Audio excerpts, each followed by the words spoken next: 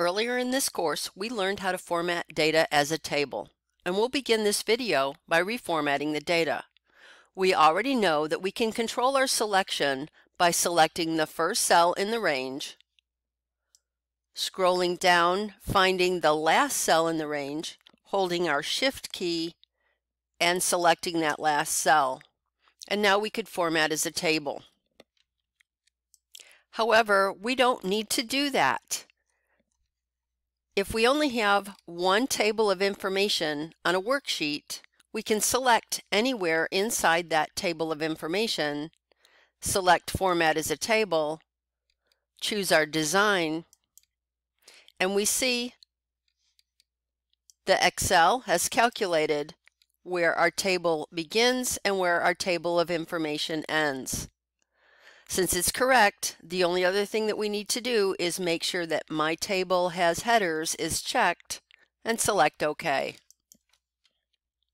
In this table, we're following 3 different manufacturing production facilities: Fighting Turkey, Bulldog Building, and Rampant Lion. And now let's sort by just Fighting Turkey.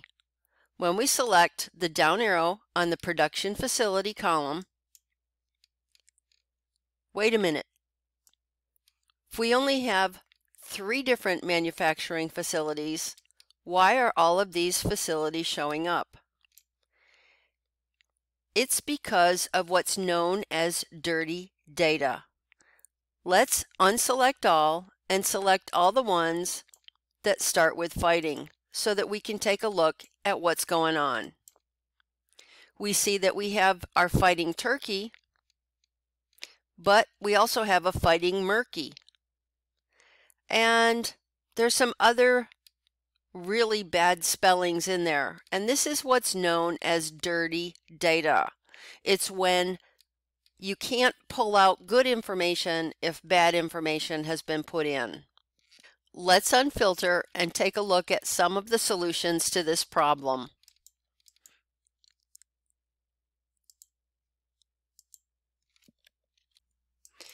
One way to clean up dirty data is one cell at a time.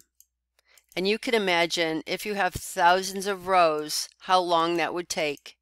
And not only how long it would take, but the room for human error again goes in. Let's take a look at a way that we can prevent dirty data from being entered into our spreadsheet, and another way to clean it up. We'll begin by selecting the Data tab, and on the ribbon we find our Data Tools grouping and select Data Validation. We have a list of manufacturers, so under the Allow we're going to select List, and we're going to enter our list in here, making sure that we have all the right spellings, separated by 1 comma at a time. When we've completed our list, we'll select OK. And now we notice that in the production facility column, to the right of the first cell is another drop-down box. When we select that drop-down box, we see the 3 manufacturers. And now if the wrong information is entered in any one of these cells,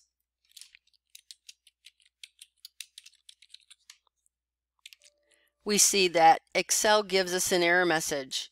The value doesn't match the data validation restrictions defined for this cell. We'll cancel then, and we see that we can just select from a drop-down menu.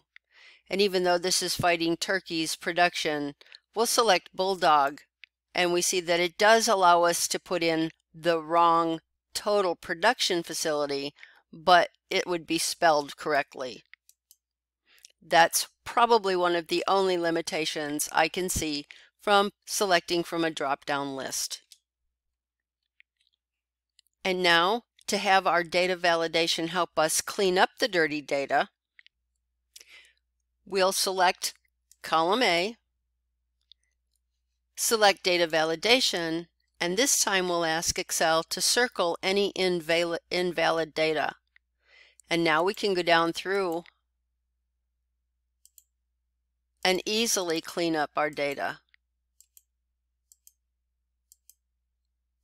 And when we're done,